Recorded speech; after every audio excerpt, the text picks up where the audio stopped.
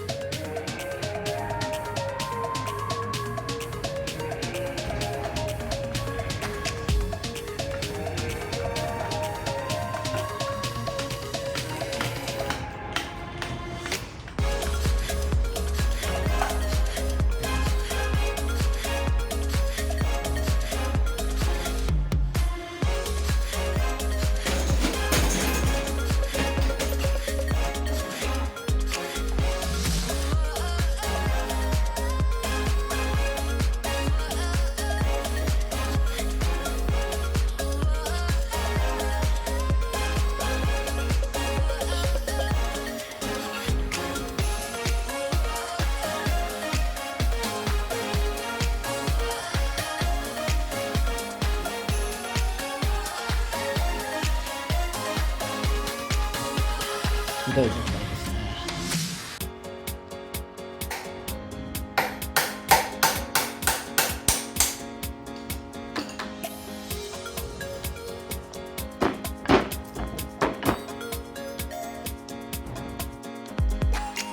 外したベアリングレースです。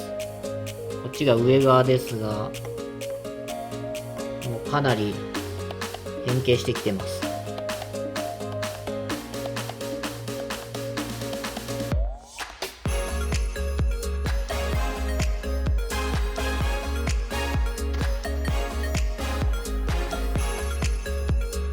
新品のベアリング用意したので、新品を入れていきます。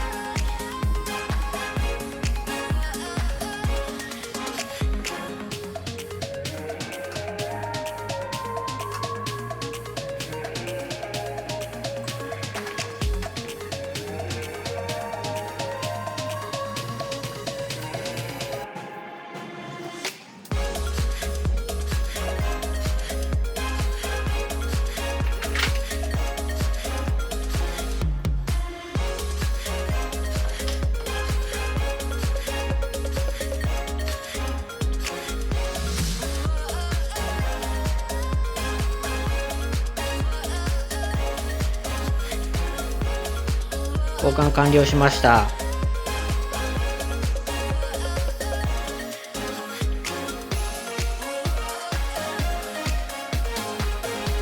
ちょうどいい締め付けトルクかなと思います。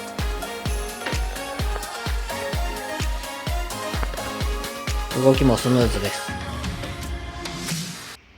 ガタももちろんありません。